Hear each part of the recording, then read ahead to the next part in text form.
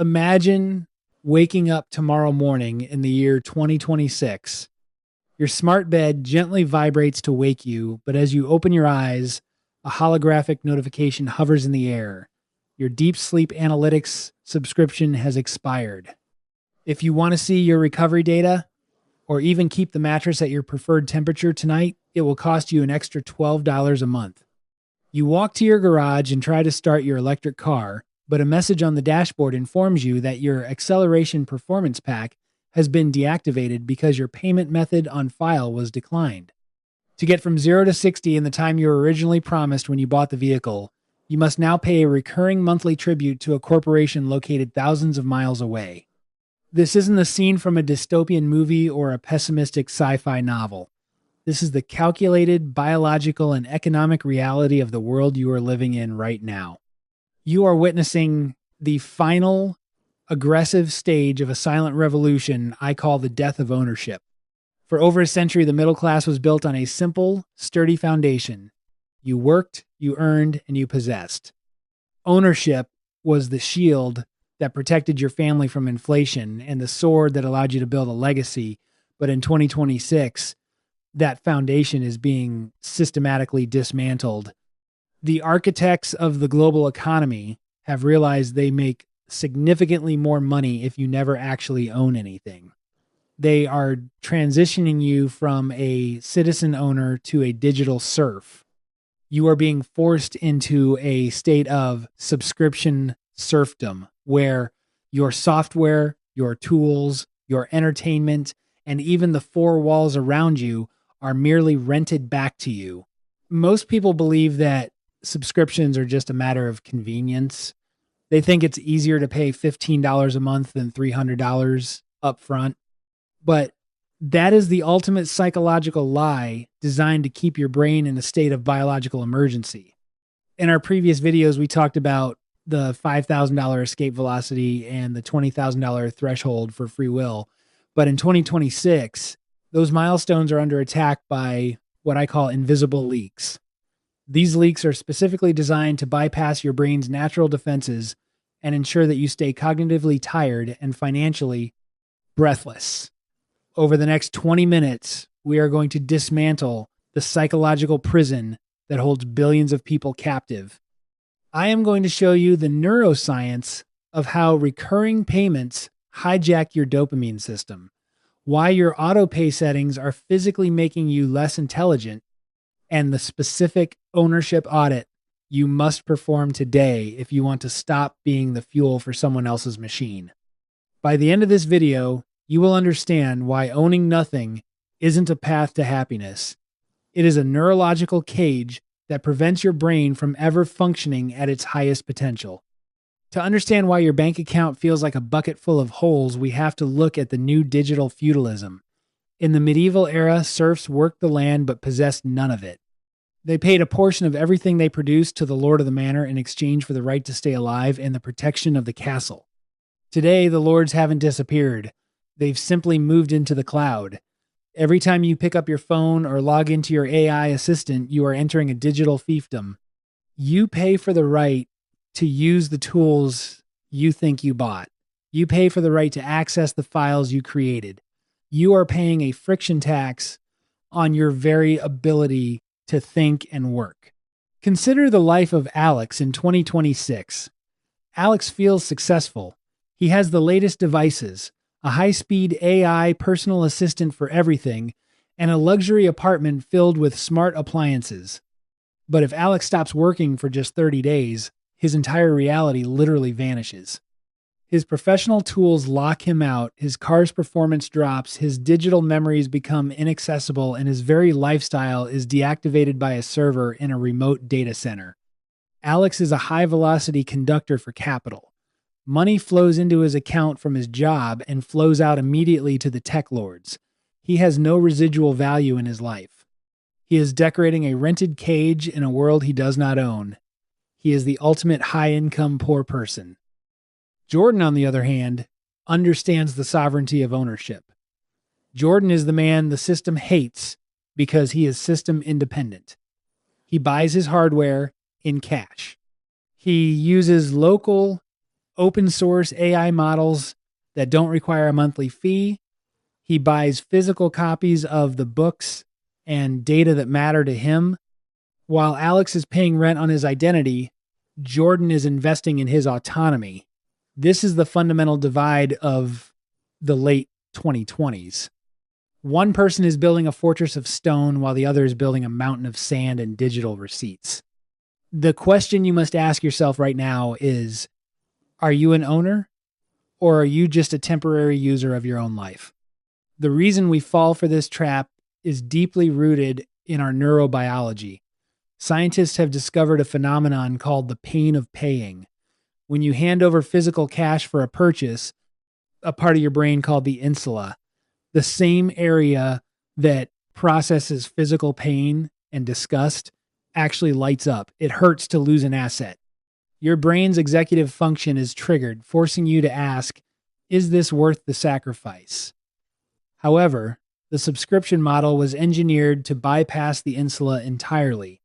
When you sign up for a small monthly fee, your brain doesn't process it as a loss. Because the number is small, your prefrontal cortex, the logical CEO of your brain, goes to sleep. Meanwhile, your dopamine-seeking lizard brain sees only the immediate comfort of the service. This is where your IQ is effectively lowered. By 2026, the average person is managing dozens of tiny recurring leaks. This creates a state of permanent cognitive tunneling.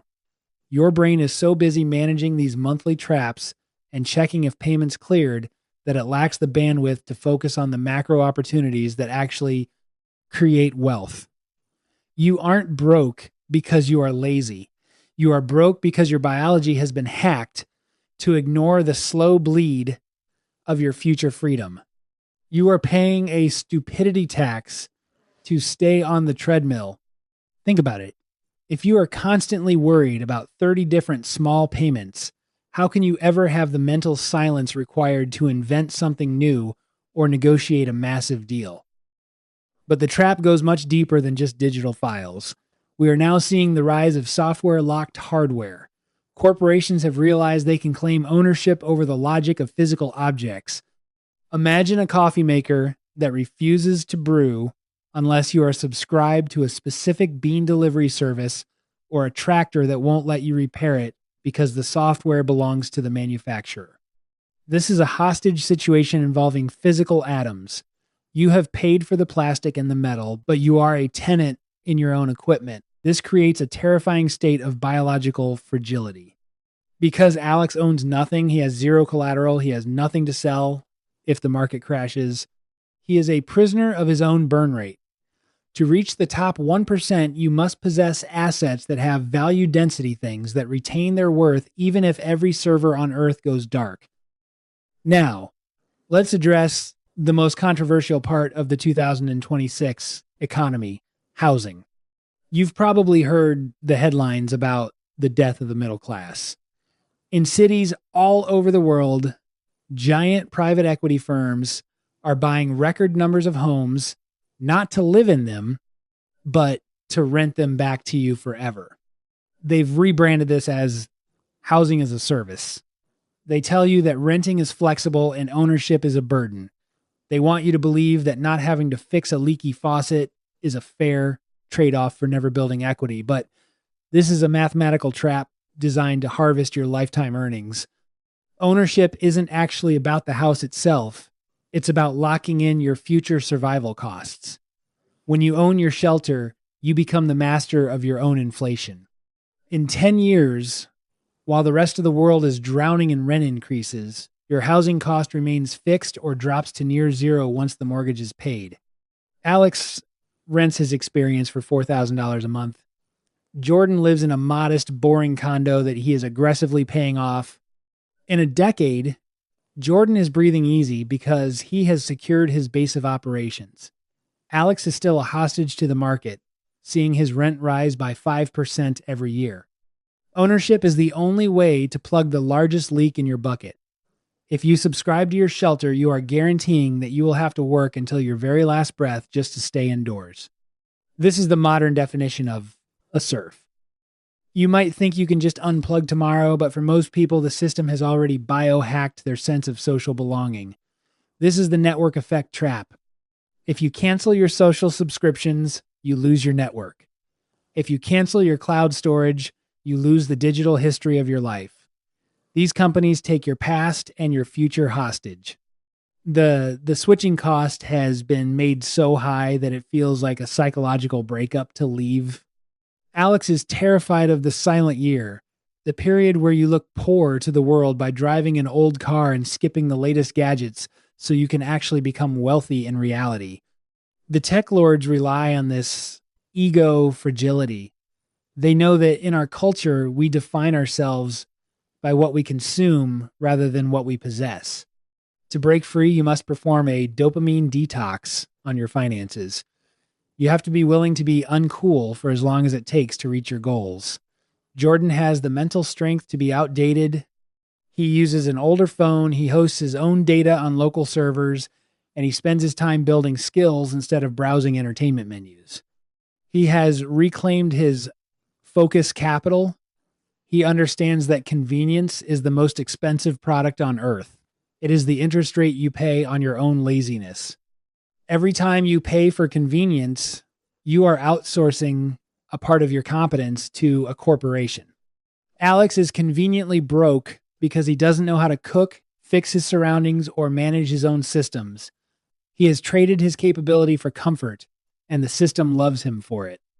The system wants you to be a soft target, a consumer who is too comfortable to fight back and too incompetent to survive without a subscription. But real freedom is messy. Real freedom is work. And real freedom is often very inconvenient.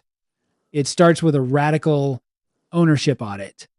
You need to look at every single dollar leaving your account and ask one brutal question. In 5 years, will I possess anything of value because of this payment? If the answer is no, you are in a serfdom relationship. Step 1 of your escape plan is aggressive buybacks. Instead of subscribing to a tool, find the version you can own forever. Instead of leasing your car, buy a used one in cash. Instead of renting your entertainment, buy physical copies of the things you truly love. A physical book or a downloaded local file cannot be unlicensed from your shelf by a corporate update. Step 2 is digital minimalism. Every subscription you cancel is a raise you are giving to your future self. Every $20 saved is a brick in the wall of your $20,000 fortress. Jordan doesn't have more willpower than Alex. He simply has fewer leaks. Because he has fewer leaks, his bank account hits the $5,000 mark faster. Once his brain stops panicking about survival, he starts making the high-level moves that Alex could never dream of. He has wait capital, the ability to wait for the right opportunity rather than the first paycheck. This is the ultimate identity shift. The rental brain thinks in terms of monthly payments. Can I afford the $50 this month? The owner brain thinks in terms of total cost and lifetime value. Is this asset going to pay me back or eat me alive? In the world of 2026, we are being pushed toward a circular economy where you are just a temporary user of objects, but the people who own the circle are the ones who hold the power. If you want to be in the top 1%, you cannot be a user. You must be an owner. You must own your house, your tools, your time, and most importantly, your attention. Every sign up button you click is a small surrender of your individual sovereignty. Think about the way Alex handles his focus. His attention is subscribed to by social media algorithms. They feed him infinite scrolls to keep him in a state of low-level agitation. This agitation makes him more likely to buy things he doesn't need to feel better. It's a closed loop. Jordan, however, owns his attention. He doesn't have notifications turned on. He decides when to engage with the world. This attention ownership is what allows him to reach the $20,000 milestone while Alex is still trying to figure out why he feels so tired. The subscription matrix is designed to be invisible. It is a velvet-lined prison where you have your 4K streaming and your AI assistants, but you are a slave to the next transaction. You are one declined notification away from losing access to your own life. To escape, you must be willing to look outdated to the people still running on the treadmill. When you hit that $20,000 mark and you own your life outright, something miraculous happens. You gain outcome independence. You realize that the tech lords and the corporate landlords have no power over you. You can walk away from a toxic job because your housing isn't tied to a corporate lease. You can speak your mind because your tools can't be remotely deactivated. You have bought your freedom back from the cloud. But let's dive deeper into the psychology of the monthly payment. Why does the system love it so much? Because it creates a false floor.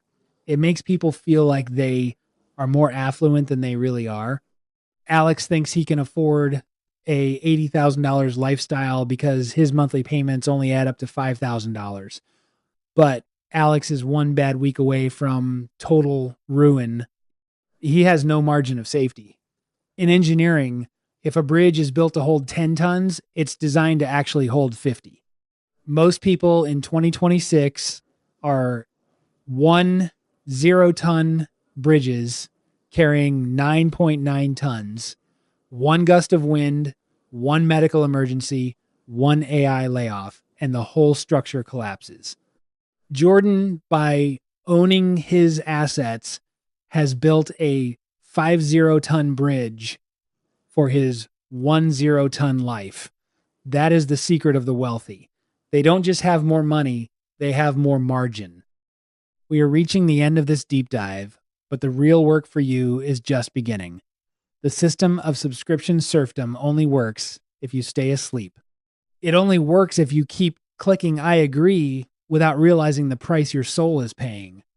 You can earn $1 million a year, but if you are subscribed to your life, you are still a serf. You are just a serf in a nicer suit.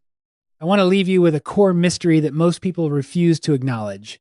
If everyone stopped subscribing today, the global economy as we know it would collapse. The system requires your permanent indebtedness to function. It is a Ponzi scheme of attention and recurring debt. In my next video, I am going to show you how to use this knowledge to move to the other side of the equation, how to become the person who receives the payments instead of the person who sends them. I will show you how to build a fortress that the tech lords cannot penetrate. But before we can build the fortress, we have to define the walls of the prison. This part is going to be uncomfortable, but it is necessary for your survival. I want you to be brutally, painfully honest with yourself and with this community. I want you to take a deep breath, go into your bank app right now, and scroll through the last 30 days of transactions.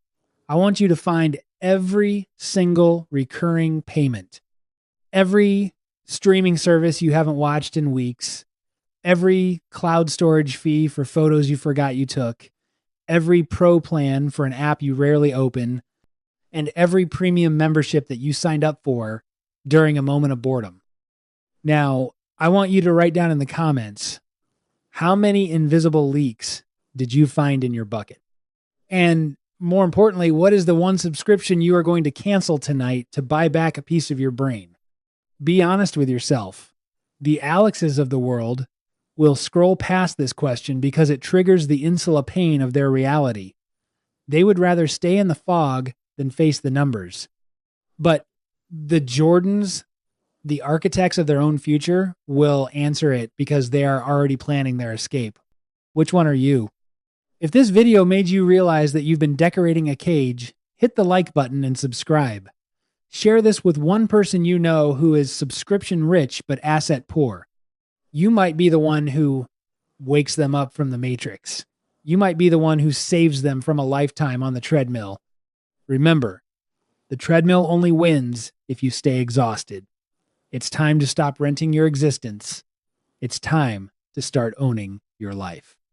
It's time to realize that the most powerful thing you can own in 2026 isn't a piece of tech.